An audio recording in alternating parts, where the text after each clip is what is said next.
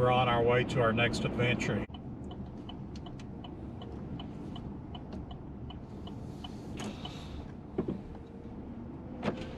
Roll down the window to get some fresh air here.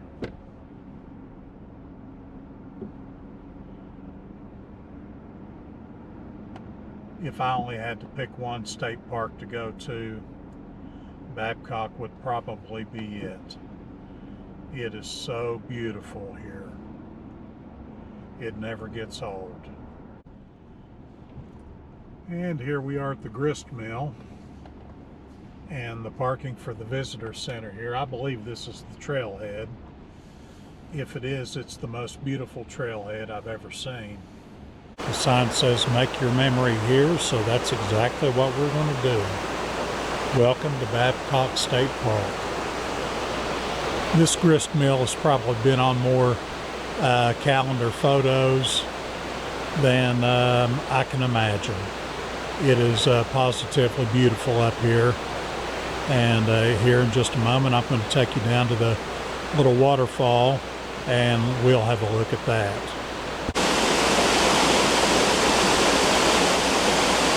How's that for beautiful?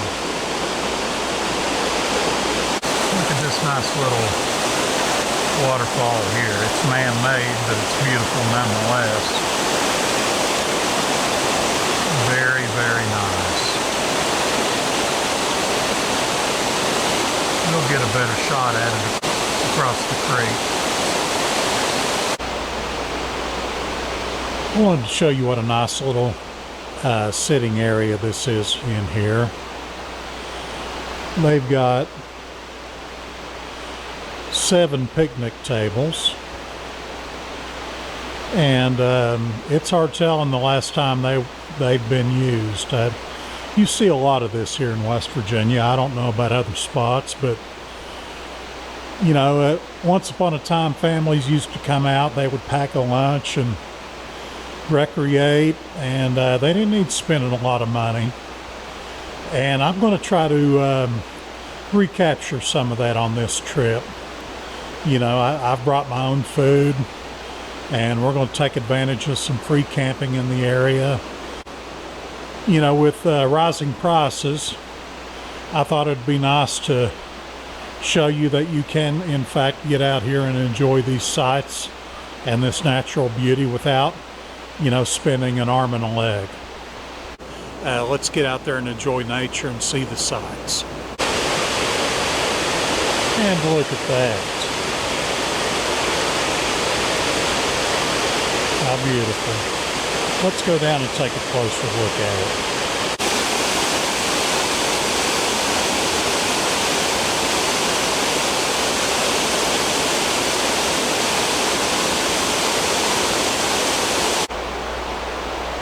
Okay, this is the trail so far. We've just passed those nice little waterfalls that were located at the Grist Mill. And we're going to take this little trail. It's a combination of 3 trails, and it's built at 4.4 miles. So let's see where this takes us. Here we are at the one of the cabins out here. I've probably passed a half a dozen of these cabins. I'll walk us down the walkway here and let you have a closer look at the cabin. Okay folks, here you go. We're down here at the front of the cabin. And it's a pretty nice looking little cabin. Needs a little bit of work. The windows are a bit on the old side, but I'm sure they get the job done. Looks like they're doing some kitchen remodeling at the cabins. I've noticed the old kitchens have been removed, and they've got the old cabinetry staged in these little storage sheds where they keep the firewood for the renters. But you can see the steps we had to come down to get to the cabin, and all the cabins are like that. So you might want to bear that in mind. If you choose to rent one of these cabins, you're going to have to carry all your stuff up and down those stairs. But I may bring my hiking partner up here sometime, and we might rent one of these cabins. But you can see we've got a little charcoal grill outside, and a fire ring, picnic table. Just a nice, peaceful area. And no sooner did we get back up on the road that the pavement ends and the trail begins. According to the sign, we have come 1.5 miles from the park headquarters, which is in agreement with my Garmin Instinct Solar Watch. And the next trail we're going to be on is the Narrow Gauge Trail. And it goes off in that direction.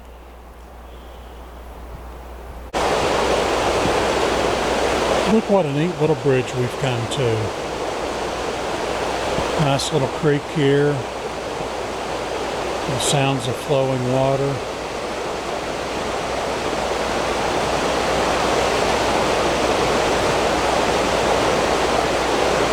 Positively gorgeous. And not another soul out here but me. Here's a view straight down on the bridge. Now, this bridge has got a little bit of bounce to it. Evidently, it's a form of suspension bridge, and it's a little bit different. So if that type of thing bothers you, there's your warning.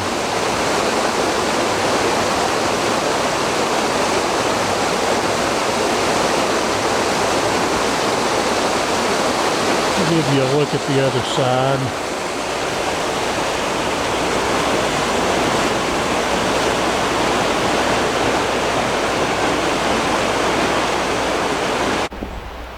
Okay, we've come to another intersection. We're at the intersection of the Narrow Gauge Trail and the Rocky Trail.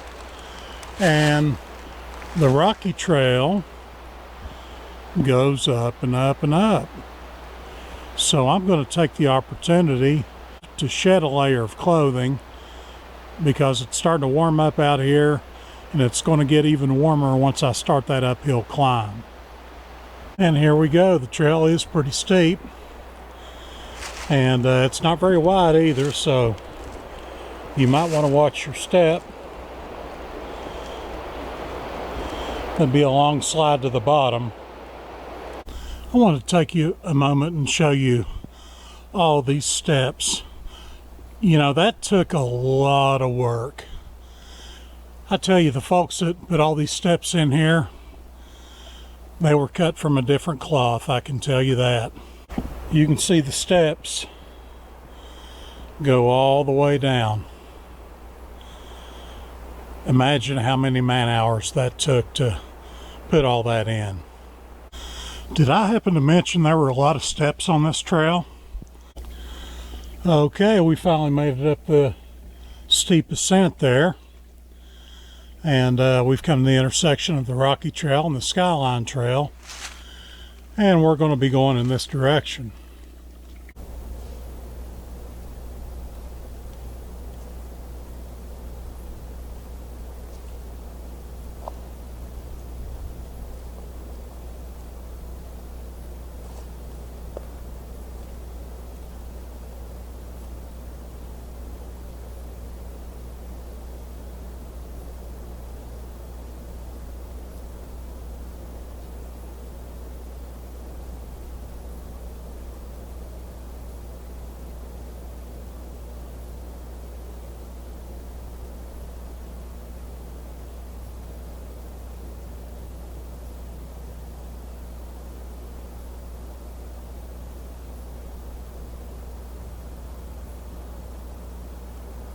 But look at that.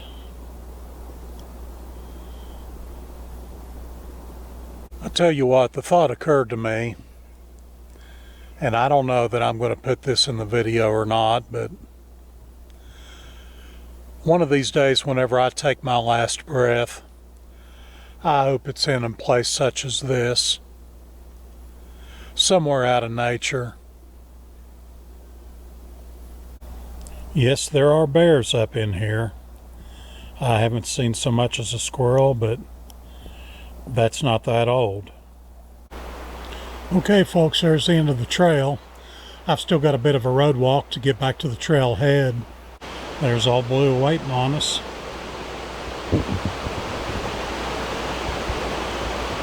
And I think we'll find a place to sit down and have a bite to eat for lunch, and then we'll go find our campsite for the evening.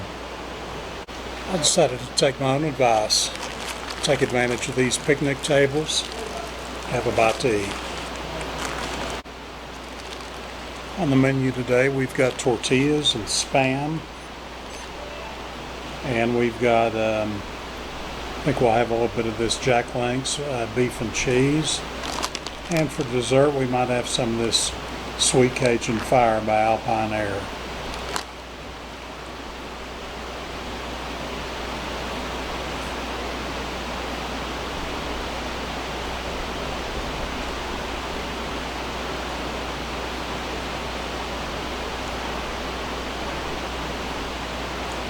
Not bad after a long hike, or not terribly long, but it was a good hike nonetheless. So we've just finished up here at the Babcock State Park, and now we're going to go find a place to camp. I've got a place in mind. It's called the Grandview Sandbar Campground, and it's located within the new River Gorge National Park.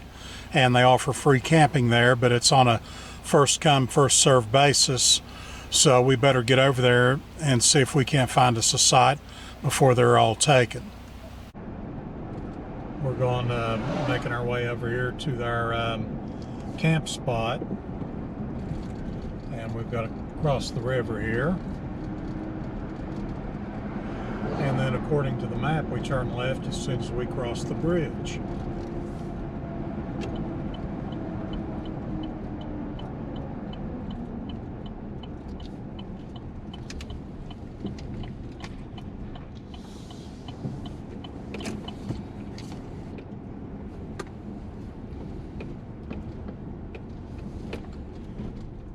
And here we are, Glade Creek.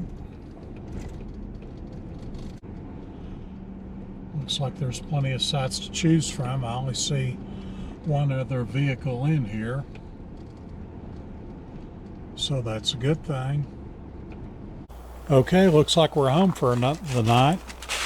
We're in campsite number 4.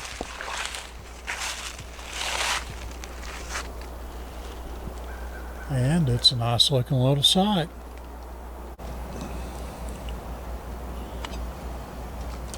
Okay, our pot's starting to talk to us now.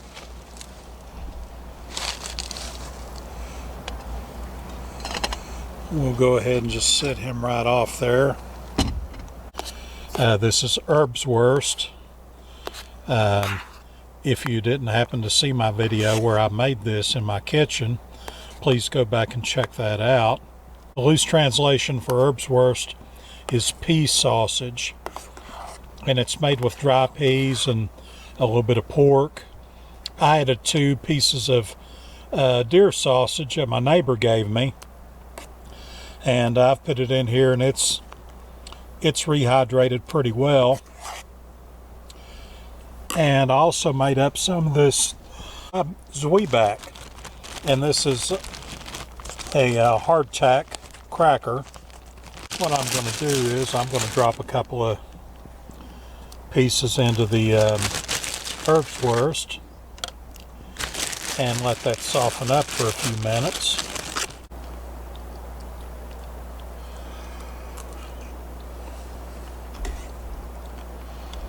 Oh, that's good. That is really good. It's the sun's starting to set out here right now, and there's a chill starting to set on. And this is downright tasty. This is a very hearty soup, and I now understand why the German army liked it so well. I don't know how well they liked it, but they sure did promote the use of it, and I can understand that, because this is very good. Okay, folks, it's starting to get a little bit dark out there, and as you can see, that temperature is dropping out pretty good. I had to get my puffy coat on. I'm going to go ahead and say goodnight to you now, and we'll see you tomorrow morning.